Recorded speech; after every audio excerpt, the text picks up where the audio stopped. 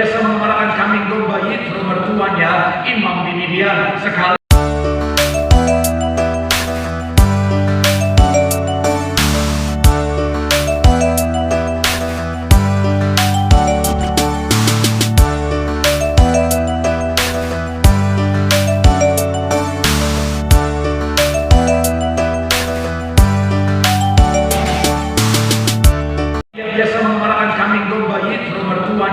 Imam bin Midian. Sekali ketika ia mengiring kambing domba itu ke serang padang gurun, sampailah ia ke gunung Allah, yakni gunung Horeb. Ayat 2 silakan. Lalu mereka cuma menampakkan diri kepadanya semak duri, lalu ia melihat adalah semak duri itu menyala tetapi tidak dia makan api. Ayat 3, Musa berkata, baiklah aku menyimpang ke sana untuk memeriksa penglihatan yang hebat itu. Mengapa hal tidak terbakar semak duri itu? 4 sama-sama. 3, ya. Ketika dia Tuhan, Allah Musa menyimpang untuk memeriksanya. Berserulah semak duri itu kepadanya, Musa, dan ia menjawab, ya Allah. Saudara, dari kisah ini kita bisa melihat Musa mengalami perjumpaan dengan Tuhan. Sama-sama bilang sama saya, perjumpaan dengan Tuhan. Amin. Saudara perhatikan, perjumpaan dengan Tuhan ini membawa pengertian. Jadi ketika Tuhan menjumpai Musa, Tuhan membawa pengertian buat Musa. Makanya itu menjadi julukan kita hari ini adalah bicara tentang perjumpaan yang membawa pengertian. Sama-sama bilang sama saya, perjumpaan. Sama-sama bilang sama saya, yang membawa pengertian. Amin. Nah, bicara tentang pengertian ini penting, saudara. Sama-sama bilang sama saya, pengertian itu penting. Amin. Kenapa? Karena dengan pengertian ini, saudara, bisa menentukan banyak hal dalam kehidupan setiap kita, termasuk yang fundamental dalam kekristenan kita, yaitu bicara tentang iman. Kalau saudara ingat saya bahas ketika Tuhan Yesus pulang kampung, ada banyak orang tidak terima mujizat Tuhan di sana, saudara. Bukan karena Tuhan pilih kasih, bukan karena kuasa Tuhan sedang tidak ada saat itu, saudara, tetapi karena orang-orang di sana nggak punya iman. Kenapa mereka sampai nggak punya iman? Karena mereka punya pengertian yang salah. Sekali lagi saya mau bilang, saudara, pengertian itu penting. Ada banyak orang dalam kehidupannya, saudara, sebagai anak Tuhan, akhirnya hidupnya tidak mengalami yang namanya kemajuan. Akhirnya hidupnya sepertinya sia-sia. Akhirnya hidupnya sepertinya tidak mencapai apa yang sebenarnya sudah Tuhan sediakan. Kenapa? Karena pengertiannya salah. Ada banyak orang salah jalan, ada banyak orang jatuh, ada banyak orang akhirnya binasa. Kenapa? Karena tidak punya pengertian. Maka sekali lagi saya mau bilang, saudara, pengertian itu penting. Sama-sama bilang sama saya, pengertian itu penting. Pengertian itu penting. Hari ini saya akan ajak saudara sama-sama kita membahas, saudara, pengertian apa yang harus kita miliki sebagai anak Tuhan. Belajar dari kisah Musa. Doa saya melalui firman Tuhan hari ini, kita punya pengertian yang benar, sehingga hidup kita luar biasa untuk kemuliaan nama Tuhan. Yang setuju boleh berikan tepuk tangan yang paling meriah untuk Tuhan. Haleluya. So, pengertian apa yang harus kita miliki? Yang pertama, saudara, adalah mengerti tentang kasih Tuhan. Sama-sama bilang sama saya, mengerti tentang kasih Tuhan. Sama-sama bilang sama saya, pengertian tentang kasih Tuhan. Kita lihat ayat 3 dan 4 pasal Keluaran 3, saudara. Ayat 3 sampai ayat yang keempat, sama-sama yang sudah di sana boleh bilang, aku diberkati. Aku diberkati. 3, ya. Musa berkata, baiklah, aku menyimpang ke sana untuk memeriksa penglihatan yang hebat itu. Mengapa kau tidak terbakar semak duri? Ayat 4 dikatakan apa? Ketika dia Tuhan Musa menyimpang untuk memeriksanya, berserulah Allah dari tengah-tengah semak duri itu kepadanya, Musa dan ya Allah. Saya bilang, saudara, Musa dalam pelarian. Kenapa dia dalam pelarian? Karena dia sudah melakukan dosa. Dia sudah menghabisi nyawa dari seorang tentara Mesir. Mungkin saudara menatap saya dan berkata, ya Pak Pendeta, tapi kan Musa punya tujuan yang baik, Pak Pendeta. Ya tapi kan Pak Pendeta, Musa menyelamatkan seorang budak Israel yang sementara dianiaya, Pak Pendeta. Musa lakukan itu dengan tujuan yang baik. Saya mau bilang, saudara, tujuan kita boleh benar, tujuan kita boleh baik, tetapi dosa tetaplah dosa. Tujuan kita boleh benar, tujuan kita boleh baik, tapi saya mau bilang, saudara, kalau pengaplikasiannya salah, kalau pengaplikasiannya dosa dengan cara dosa, saya mau bilang, saudara, dosa tetaplah dosa. Jadi jangan bilang, Pak Pendeta, saya Pak Pendeta korupsi begini, Pak Pendeta, supaya saya menjadi berkat bagi banyak orang. Darah Yesus. Saya mau bilang saudara, dosa tetaplah Dosa. Tapi yang menarik, sekalipun Musa berdosa, saya mau bilang saudara, Tuhan yang datang menghampiri Musa. Kenapa? Karena kasih Tuhan yang begitu besar. Amin. Amin. Saya mau bilang saudara, pemahaman pertama yang harus kita miliki sebagai anak Tuhan adalah memiliki pemahaman yang benar tentang kasih Tuhan. Saya pernah bahas Alkitab kalau diperas jadi satu kata yang keluar bicara tentang kasih. Makanya hukum Taurat ketika dijadikan satu hukum adalah hukum kasih. Kasihlah Tuhan alam dan kasihlah bersama. Saya bilang saudara, anak Tuhan harus punya pemahaman tentang kasih. Mau seperti apapun kita, saya akan pernah lelah katakan kasih Tuhan begitu luar biasa bagi setiap kita. Katakan amin. Jadi belajar dari kisah Musa, konteksnya adalah Tuhan bisa pakai kita saudara. Mau seperti apapun kita di masa lalu, mau siapapun kita, saya mau bilang saudara, oleh karena kasih Tuhan, Tuhan melayani setiap kita dan Tuhan bisa memakai setiap kita. Katakan amin. Amin. Saya mau bilang saudara, tokoh-tokoh dalam Alkitab, saya mau bilang saudara, mereka juga banyak yang melakukan dosa, tapi mereka juga dipakai Tuhan dengan luar biasa. Coba lihat gambar ini saudara. Siapa saja nama-namanya saudara bisa kita lihat. Ada Yakub di sana, ada Petrus di sana, ada Daud di sana, ada Nuh di sana, ada siapa lagi? Jonas. Jonas. Terus Miriam. Berdosa semua saudara. Jadi pakai Tuhan. Amin. Amin. Saya mau bilang saudara, siapapun kita, oleh karena kasih Tuhan, Tuhan bisa memakai setiap kita. Dia melayakkan dan memakai setiap kita. Tepuk tangan yang paling meriah. Itu dari kacamata kita saudara. Kadang-kadang kita kadang-kadang merasa bahwa kita nggak pantas melayani Tuhan. Gembala sidang kita juga dulu saudara pernah lakukan hal yang sama. Maksudnya apa Pak Pendeta? Ketika Tuhan memanggil dia untuk melayani, dia bilang sama Tuhan, Tuhan jangan pilih hamba, pilih saja yang lain. Kenapa? Karena beliau merasa bahwa beliau nggak pantas. Beliau merasa bahwa saya bukan orang yang berawal dari agama Kristen. Saya bukan orang yang paham tentang Alkitab. Tapi karena Tuhan yang memilih beliau, saudara, Bapak Ibu Gembala sidang kita, Tuhan tulis di langit saudara ajarkan tentang ayat-ayat firman Tuhan. Kenapa? Karena kasih Tuhan yang besar. Sekali lagi saya mau bilang saudara, akhirnya karya pelayanan mereka sampai hari ini begitu luar biasa. Tepuk tangan yang paling meriah. Kita kadang-kadang merasa sama pantas. Saya juga pernah begitu saudara. Saya pernah cerita sama saudara, kalau lama jadi jemaat dia sering hadir sesi saya pasti tahu. Saya dulu mengawali karir pelayanan saya sebagai singer lip sync, saudara. Betul. Udah tahu kan? Singer lip sync bertahun-tahun, tapi sekali lip sync nggak ketahuan karena totalitas. Malaikat pun kalau lihat saya penuh berapa? Yang tahu saya lip sync cuma Tuhan dan soundman. Jadi akhirnya ketika jadi WL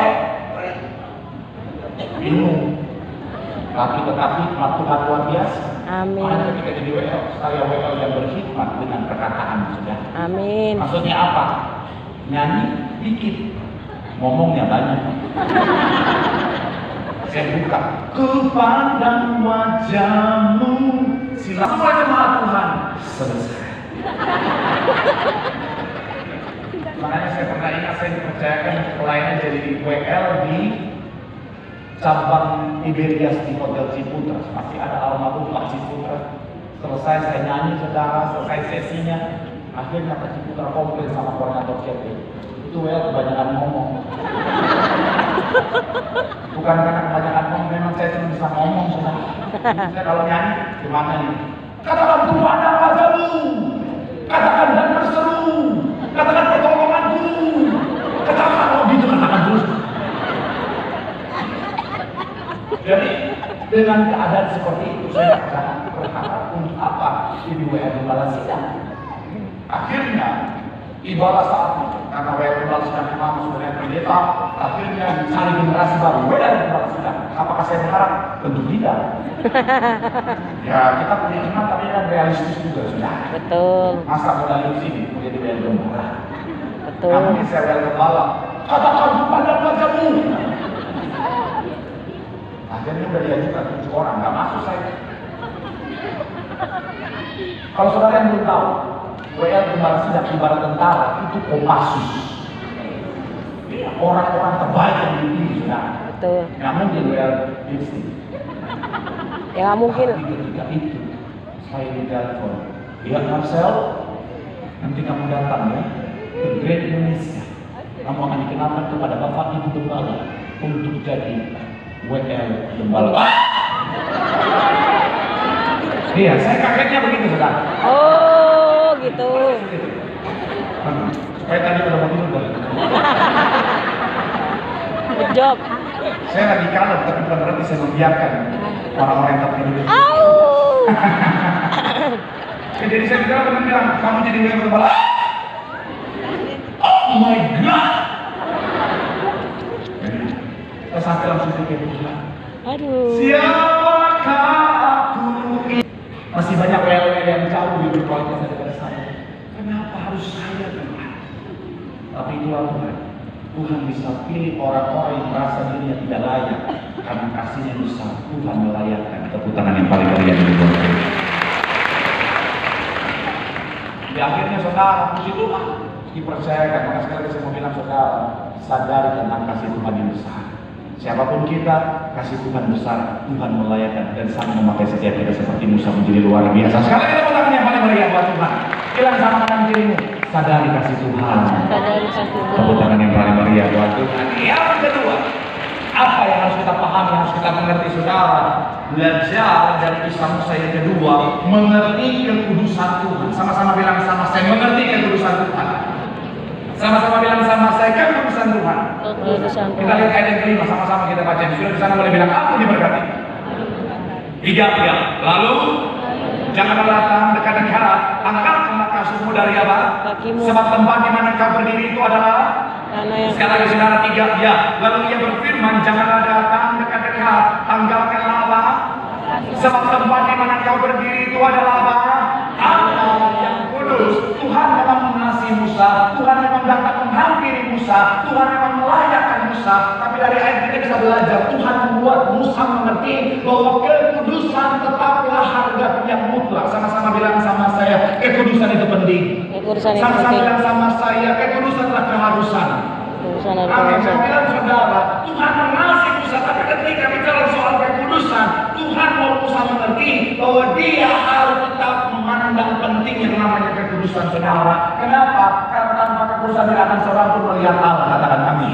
Tidak ada seorang pun yang akan naik ke gunung Tuhan yang kudus selain siapa? Mereka yang bersih tangannya. Bicara tentang apa yang ini dalam kekudusan saudara. Jadi jangan sampai kita tak paham tentang kekudusan Tuhan. Banyak orang bisa berpikir begini, oh Pak Pendeta, Tuhan mengasihi saya mau ngapain aja bebas Pak Pendeta. Saya mau bikin dosa sekalipun bebas Pak Pendeta. Tuhan tetap mengasihi saya. Lagian juga Pak Pendeta, saya walaupun selingkuh Pak Pendeta, saya tetap bawa dalam doa Pak Pendeta. Tuhan berkati perselingkuhan supaya tidak ketahuan. Ada beberapa minggu lalu ada. Cuma saya pikir suami istri, ternyata selingkuhan. Minta alkohol lagi saudara. Kalau sampai jadi saya turun yang mau bilang saudara, kekudusan tetaplah penting. Amin. Shalom bapak-bapak.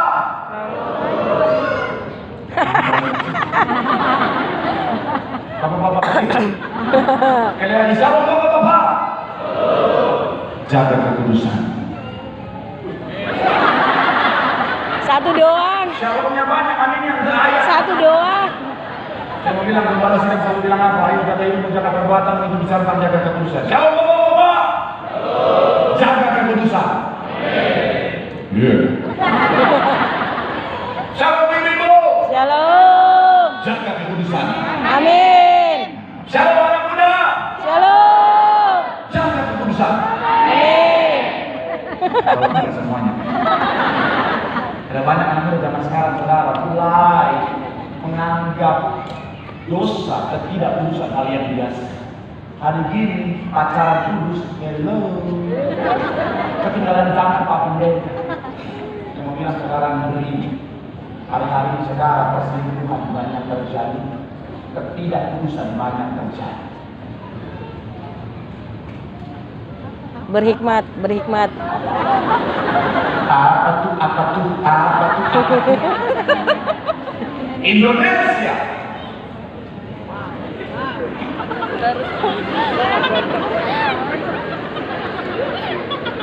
Peringkat kedua, negara yang suka selingkuh setelah Thailand. Saudi country 50% yang nangkap kulinari tuntara tatung itu nomor 1. Selanjutnya plus 62 country saudara. Indonesia. Next, usianya 30 sampai 79 tahun 32%, 19 sampai 29 tahun 28%, 40 sampai 49 24%. Untuk informasi saya 17 tahun.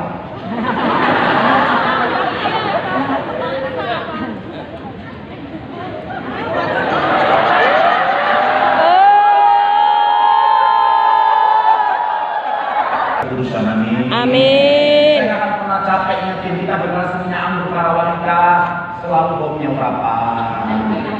Betul. Keluar pacaran rapi di dalam namanya. Generasinya ambil saudara berapa Tuhan. Segala roh buaya, biawak aligator dipatahkan dalam. Kalau pacar menjemput langsung kita nyampe dia langsung rapi dalam. Roh ulat bulu dipatahkan dalam Yesus. Roh kayak gatal dalam Yesus.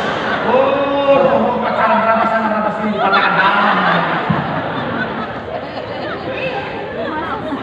Kalau dia nggak terima dalam nama Yesus.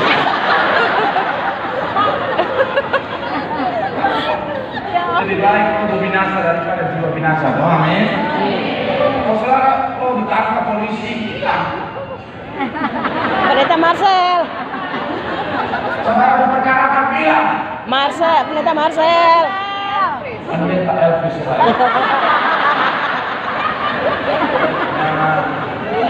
Pendeta Elvis anakmu udah gede-gede nggak apa-apa. Tapi sekali lagi sama bilang saudara, ketulusan itu penting. Amin. Amin. Bilang sama kanan kirimu, pahami tentang ketulusan Tuhan. Pahami ketulusan Tuhan. Ketulusan tetap penting bagi setiap kita. Tepuk tangan yang paling meriah buat Tuhan. Yang ketiga, saya punya 4 poin. Yang poin ketiga saya akan ngomong saudara. Yang ketiga, pengertian apa yang harus kita miliki belajar dari Injil saya. Ketiga adalah mengerti tentang tujuan Tuhan. Sama-sama bilang sama saya mengerti tujuan Tuhan. Ada aja.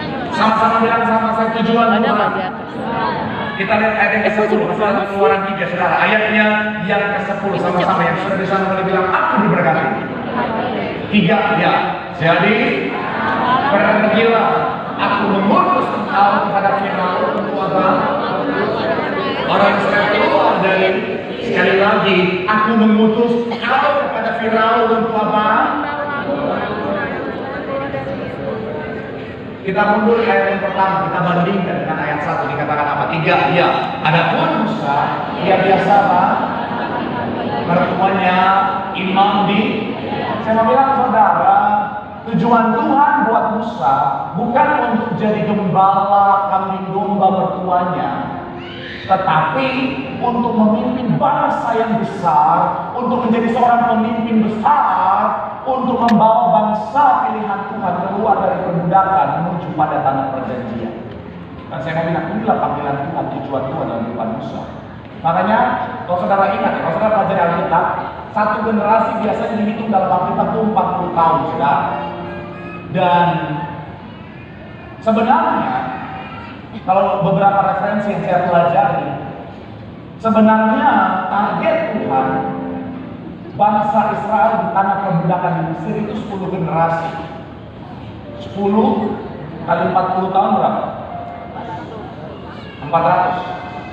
Pertanyaan saya, berapa tahun bangsa Israel di perbudakan Mesir?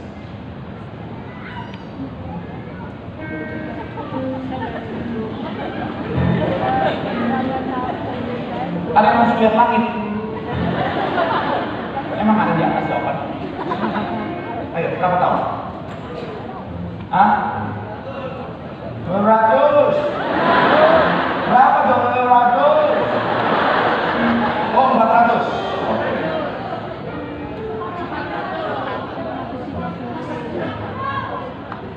Luar juga begitu.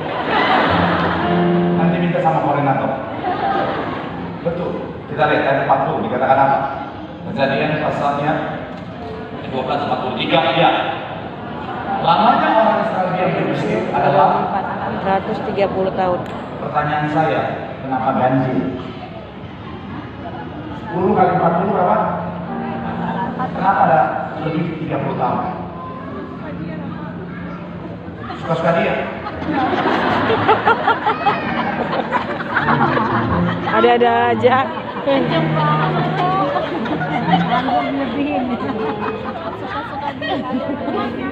Siap Inang. Kenapa ganjil 30 tahun? Ini anak komplek Pak. Kok berasa cerdas sama Alkitab? Apa-apa. Kan mereka suka aja teman berpikir. Kan sudah kerja cuma tawa-tawa. Pulang gereja, kita masih mau apa? Banyak lucu, nah, kenapa? Kalau generasi 40 tahun kali 10 generasi harusnya 400 tahun. Kenapa ada ganjil lebih 30 tahun?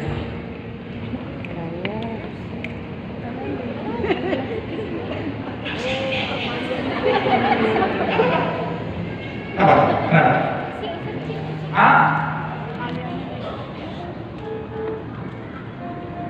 Aku pengen dilebihin aja. Kenapa lebih dari 400? Kan 30-nya kenapa lebih gitu? Kami lagi mikir ini papan listrik gak punya. Udah kayak Ibramin. Ada teman saya orang kaya nanya sama saya, emang papan listrik bisa bunyi? Bisa! Nggak pernah susah ngomong. Kenapa ganjil lebih 30 tahun? Karena pengen aja kali ya. Karena ini Kristen sibuk atau bukan? Kristen kan? Sekolah minggu dulu di mana? Ya KBP. Oh, kosan sih pantas. Kenapa ganjil lebih 30 tahun? Lupa. Gak tahu ya kan? Karena memang sejak semula tujuan Tuhan Musa yang menjadi pemimpin bangsa Israel. Tapi karena Musa lakukan dosa, jadi akhirnya pending 40 tahun dari 390 dalam pelarian Musa 40 tahun jadi berapa? Ayo kamu udah kaya kali ketiga jangan kaya dulu. 390 tambah 40. Jadi gila. Karena memang sejak semula tujuan Tuhan adalah Musa jadi pemimpin yang besar untuk memimpin bangsa Israel. Saya bilang saudara, dalam konteks kita harus belajar bahwa tujuan Tuhan adalah hal yang besar untuk setiap kita. Tujuan Tuhan bukan saudara biasa-biasa. Tidak enak Tuhan nggak boleh biasa-biasa benar. Kenapa? Karena Tuhan kita luar biasa. Amin. Kita saja orang biasa. Kita mau anak kita luar biasa, betul ya? Betul. Kita yang mungkin nggak sarjana, kita mau anak kita sarjana. Kita yang mungkin S1, kita mau anak kita S2. Kita yang mungkin S2, kita mau anak kita S3. Kita yang S3, kita mau anak kita Saler. Profesor. Kita yang GM, kita yang manajer, kita mau anak kita GM. Kita yang GM, kita mau anak kita CEO. Kita yang penghasilannya 1 juta per detik.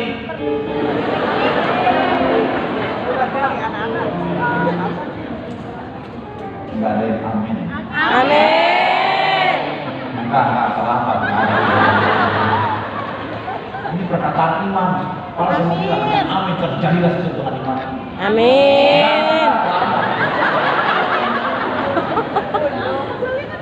Yang mau bilang sekali lagi saudara, Tuhan punya tujuan yang luar biasa bagi kita. Amin. Sekali lagi saya mau bilang saudara, dimanapun saudara ditempatkan, jadilah hebat, jadi luar biasa. Amin. Jadi kepala saudara kita kalau punya iman apa, dimanapun ditempatkan, punya roda tinggi di bidangnya. Amin. Dan saya mau bilang saudara ini harus kita di sini saudara.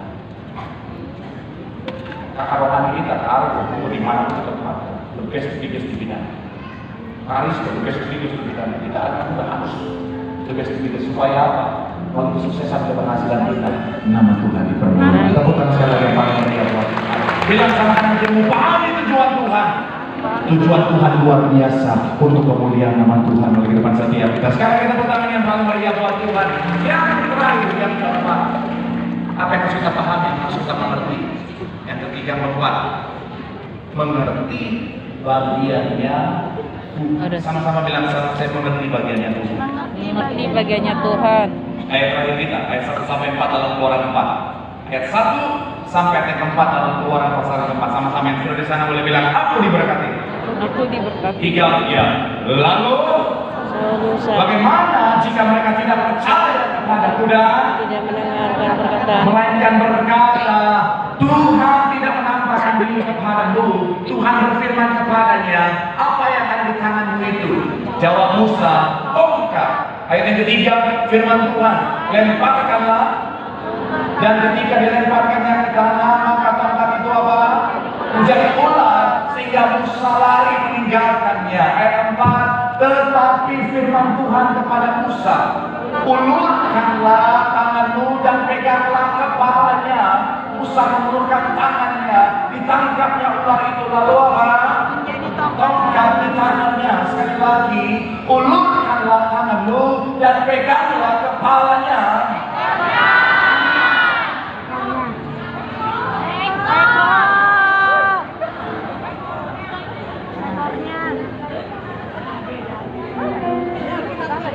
Ulurkanlah tanganmu dan peganglah kepalanya. Hah? Ekornya. Shalom. Shalom. Pernah lihat ular? Pernah. Yang pernah lihat ular angkat tangan? Oh, ada yang belum pernah lihat ular? Sekali lagi, yang pernah lihat ular angkat tangan? Sering Tapi apa? di situ Saya nggak pernah. kepala ya. Saya mau bilang ya, nggak perlu jadi panji bertualang. Kita Ular, kalau menangkap ular, pegang di Kepala. Bukan bukan di ekor. di papan. Enggak lah, benar ekor. Di kepala. Saya mau bilang ya, Kalau di Kita ekor salah. saya ratusan tahun juga tahu. Itu tadi di itunya lainnya ekor. kepala. Kalau mau tangkap ular, tangkap di Kepala. Kepala. Nggak pernah nangkep ular. ular itu leher. Kepala. Tapi karena yang jawab opung, saya nggak siap opung. Opung tidak pernah salah. Jika opung salah, tinjau kembali peraturan pertama. Oh, bangsa. Saya mau bilang ya sekali lagi ya. Saudara pernah lihat ular kan? Pernah. Kalau ular lagi jalan, yang aman tangkap kepala atau ekor. Kabur. Yang jawab ekor, yang jawab ekor ya. Coba saudara kalau Enggak ada. Ragunan atau ke Taman Safari, ada ular kobra lagi jalan, kau tangkap ekornya. Ya salah kepala. Bahas ini lama banget ya. Kabur katanya, Pak. Yang akan dilakukan ular ketika kau tangkap ekornya, Dipatok. Dipatok. Dipatok. sekali lagi nggak perlu jadi panji manusia milenial. Ketularan untuk kau. Ketika ular kau tangkap ekornya, dia langsung berbalik dan berkata, Shalom. Betul. Betul. Tuh. Tadi nelayan ekor. Ada sukacita. Haleluya. Keras belot. Makan. Kita akan tahu hasil akhirnya. Mati.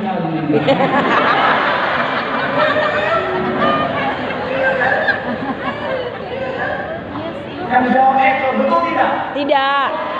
Tidak. Kau tangkap. Kecuali kau punya keahlian khusus. Ketika dia kembali langsung kau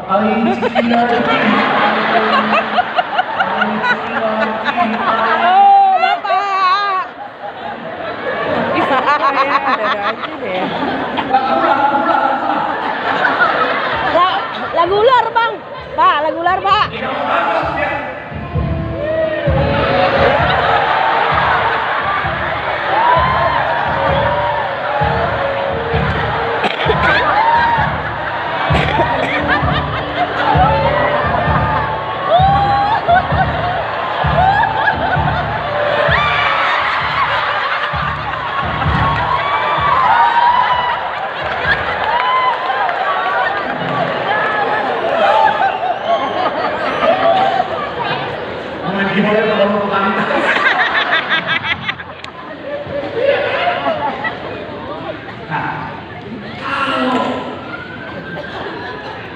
Angkat ekor itu bisa membahayakan nyawa kita. Dia bisa berbalik dan nanti dia bisa memantau. Kenapa Tuhan suruh Musa tangkap ekor bukan kepala? Coba kita lihat lagi ya. Kalau kita dengan logika yang tadi, artinya apa? Kayaknya salah cetak. Ya masa ekor? Ya kan logika yang tadi betul kan? Kalau ini nggak salah cetak, pertanyaan saya, kenapa Musa tangkap ekor bukan kepala? Karena tongkat. Ya. Sebenarnya kan Pakai kepala tongkat ini dari tongkat yang tinggal. iya kan ini Kepala jadi tongkat lagi. kepala kan sebenarnya juga kan. Sabar, sabar. Sabar, Pak. Aduh, Pak. Kalau Pi. Bingung. Ayo, bingung. Sabar. Sabar. tangkap kepala itu bertanya, kenapa Tuhan suruh tangkap ekor? Karena Tuhan yang suruh. Ya kan? Karena benar-benar. Biar jadi tongkat. Karena Tuhan yang Nah, suruh. biar Karena jadi Tuhan yang tongkat. suruh. Yang ekor biar jadi tongkat.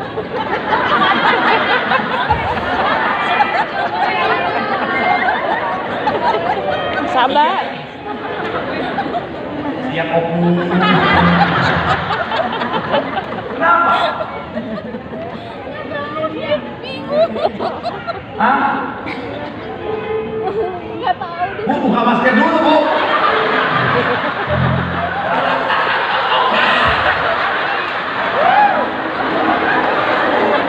Karena apa sih? Bingung. Memang kesabaran lu gila. Ayo, kenapa? Ngetes iman.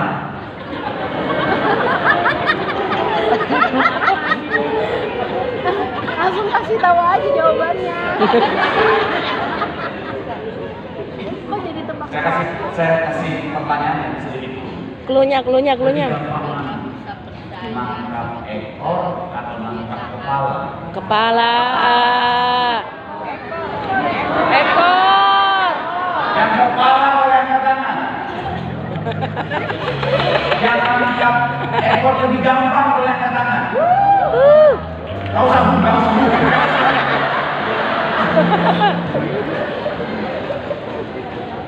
Terima kasih sekali ya. Inang-inang galaksi juga tahu. Nangkap ular kalau lebih gampang. Ekor. Panjang. Karena ekor biasanya stay, kepalanya di, iya kan? Iya. Ekor biasanya. Tapi kan Kalau bicara aman, ekor lebih aman. Tapi kalau mau lebih gampang ekor, kalau lebih aman baru kepala. Kenapa Tuhan suruh tangkap yang gampang tapi berbahaya? Karena Tuhan lagi kasih tahu sama Musa, yang gampang itu yang namanya yang sulit diambil.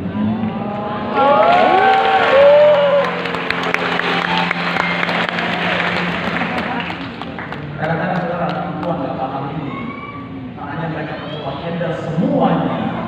Akhirnya mereka tertekan, akhirnya mereka menderita, akhirnya banyak yang depresi dan stres karena mereka menghandle bahkan yang bagiannya Tuhan.